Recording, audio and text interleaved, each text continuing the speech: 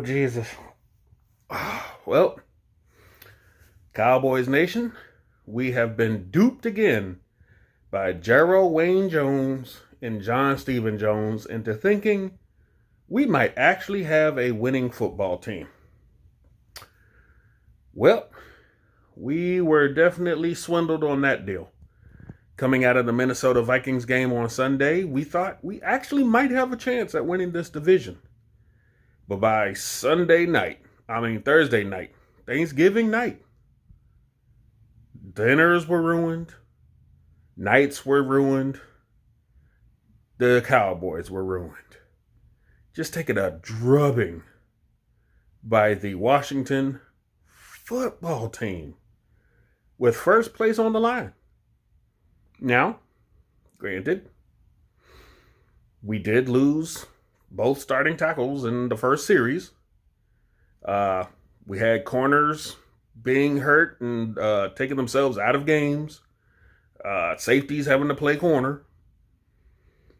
We had Jalen Smith making an incredible play, yet being out of position pretty much all game still. Zeke Elliott, fumbleitis, shows up again.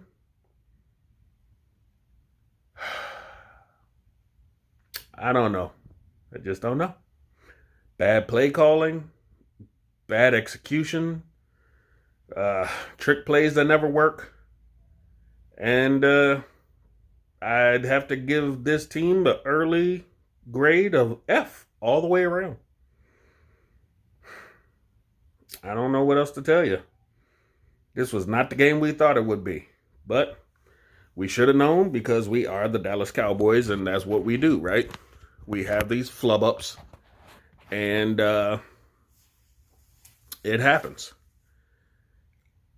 Stats that I want to look at don't even pertain to this game, but it's a trend that I've seen since Jason Garrett was running this team. It's a bad, it's just bad. Red zone efficiency. It's a bad stat that surprisingly early on this season, they said we were 54% in red zone efficiency. Yeah. That's only because they counted every score in the red zone. But I did my research, and I don't do that too often. But I tell you, I tracked down the stats for every game this season. Let me sit down here and get comfy. I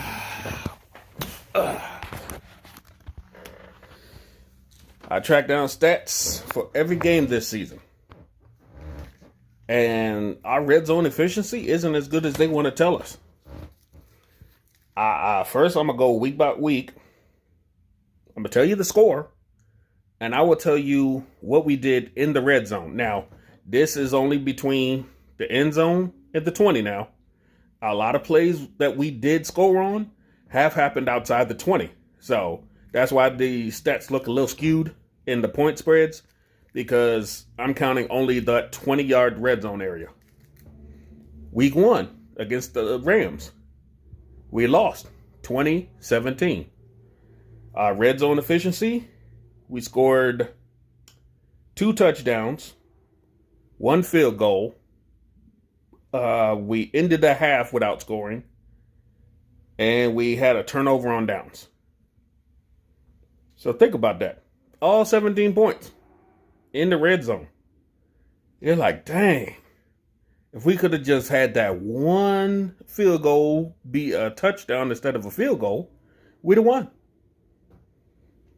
If we'd have scored at the half instead of going to the half, that would have been a win. If we didn't turn over the ball on downs at the end of the game, which still to this day was some bull on offensive PI, but, whatever. Week 2, we defeated the Atlanta Falcons, which a lot of us have said was a fluke game and shouldn't have won. We won 40-39. We scored 5 touchdowns and a field goal in the red zone. That's efficient. That's very good. And we won. So you think, man, we got a banging team right here, you know? We look pretty good in the red zone, right? We scored at will, really. And then it just kind of went to crap from there. Week 3 against the Seattle Seahawks. We lost 38-31, right? How much did we score in the red zone? 1 touchdown. Yep. 1 touchdown. That's 7 points. All other points that we scored, the other 24 points, came from outside the red zone. Outside the red zone. Think about that. 1 touchdown in the red zone for a whole game. That means you didn't even get to the red zone for the rest of the game. You had to score from outside the whole game. That's not efficient at all. That's not good. I mean, that's great for the long ball. It means Dak had it. But when you start moving the ball and getting closer to their end zone and you can't punch it in or even get close, that's not always a recipe for winning. Week 4 against the Browns, we lost 49-38. We had 3 touchdowns in the red zone, 21 points, and 1 interception. That's not going to win your ball games. That's 21 points. The other 17 came from, again, outside of the red zone. Can't even get there. That's a telling sign when you're getting smoked by the Cleveland Browns. Week 5 against the Giants, Dak Prescott's last game. We won 37-34. Of course, it took 3 touchdowns and 2 field goals. And those field goals was the game-tying and game-winning field goals. So you scored only 21 points, really. And the rest of the other 6 came, luckily, with short fields and last-minute heroics by Andy Dalton being cold. So you'd think, maybe momentum's coming our way. Week 6 against the Arizona Cardinals. We lost 38-10. What did we do in the red zone?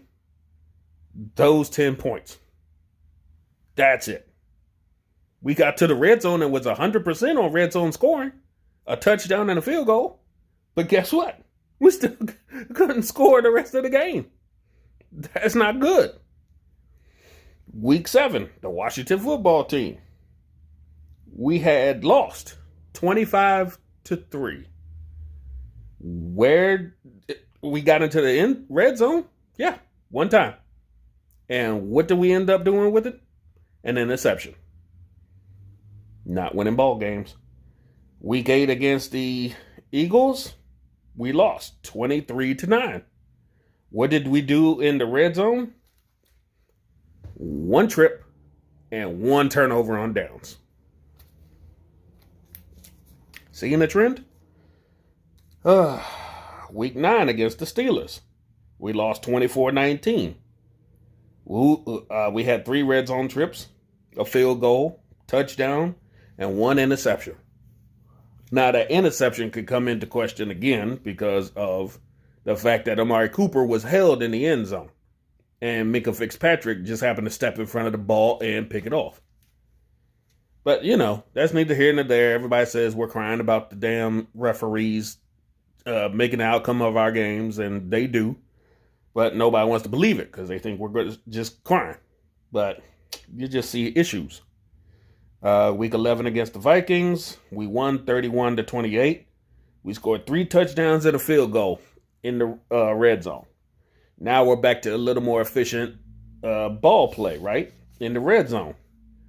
And again, like I said earlier, that's when the snake oil salesman, Gerald Wayne Jones, gets us into believing that this team might actually have a shot. And what happened? The news comes of Marcus Paul and his passing. The team took it hard. They start putting a lot more onus on themselves to do something for Thanksgiving. And you come out and you get drubbed 41-16. You had 3 red zone trips. 3 red zone trips. And what you come up with? 3 field goals. That's 9 out of 16 points. And what was the one touchdown? The long ball to Amari Cooper. Not winning ball games. Not winning ball. And when one of those field goals is when your linebacker intercepts a ball and takes it to the damn 4-yard line and you still can't score? This team, I really believe, what has Mike Fisher? Mike Fisher has called it organic tanking. It's not that they want to lose or they're trying to lose, but it's just because they're just bad. They have no other choice but to lose because we're just not playing winning ball. It is what it is. There's a lot of players that don't need to be here next year. I saw, the whole discussion about Jerry talking about the contracts that he gave out to Smith and Zeke, and, he wouldn't take it back. That's fine. That's your prerogative as the owner. But when it's just not showing up on the field, that's where we, the fans, start getting pissed. Is that we're not seeing return on the investment, even though we're not really paying for these guys. But we're paying with our hearts. Blood, sweat, and tears sometimes for this team.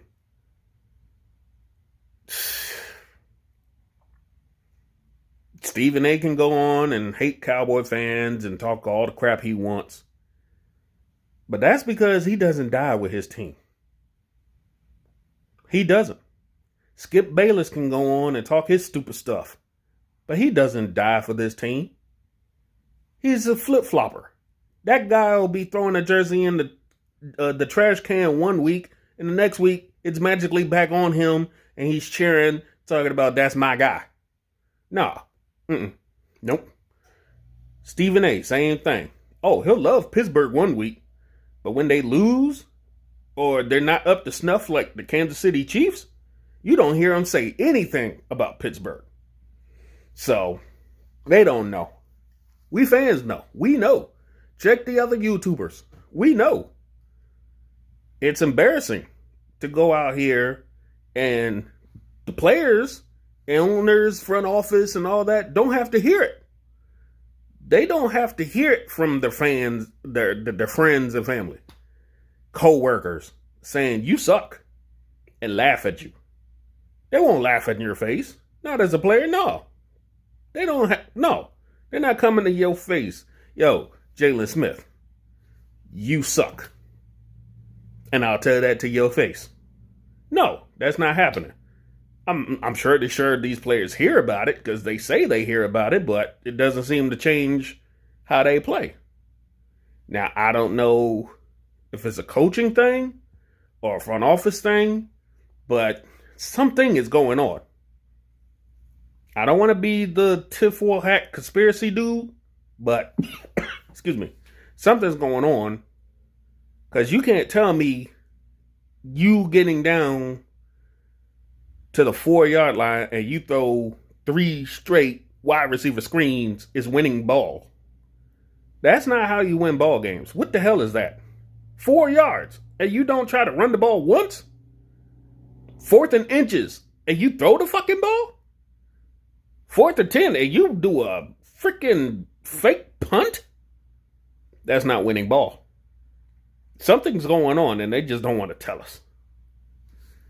I don't want to be conspiracy guy, but I don't think they're tanking for the sake of tanking. But there's definitely something going on and the players are not being called out on it. The coaches are not being called out on it. They're going to say all the right things all the way up to the end of this. But we as fans know this ain't the team we rooting for. This ain't the team. The preseason, if we had a preseason, that was the team we rooted for. Before the injuries started happening, before the virus, right after the draft. free agency. That was the team we rooted for. That was what we thought we were going to get, excuse me, out there on the field this year. And even before the season started, that's not what we got. So when we started seeing that record going down, down, down, and our draft stock going up, up, up, you kind of wonder if the discussion was made. You know, just not outright, but what do you think will turn this team around, McCarthy? Oh, we need another this or that? Well, if we're looking this bad come Thanksgiving, why don't we just, pack it in and try to get you that guy? I don't know. I'm just saying. But I took up too much of y'all time. Thank you if you've listened this far into the video. Thank you for liking, sharing, subscribing, and commenting down below. And the only thing that comes out of this is that we're going to have more time off until our next game, because with Baltimore and Pittsburgh trading COVID-19 reserve list names on the thing, our game has now been moved back to December 7th, Monday. I think 5 in the afternoon, something like that. And not going to make a bit of difference, but still.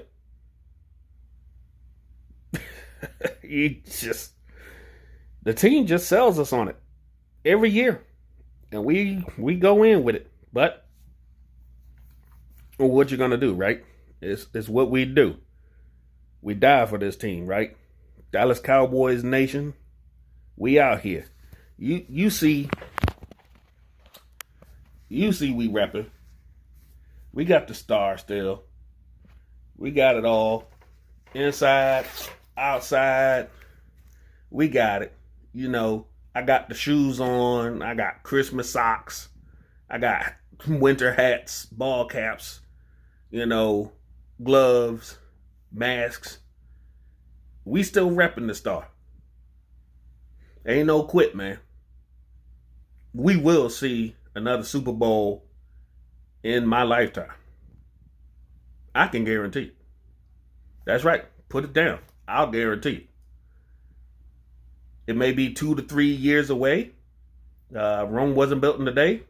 This is going to take some time to get people the way we want them, the right type of people, the right kind of coaching, and a perfect offseason. Until then, this is what we got. I'll still watch them every week. I'll do my own evaluations of this team.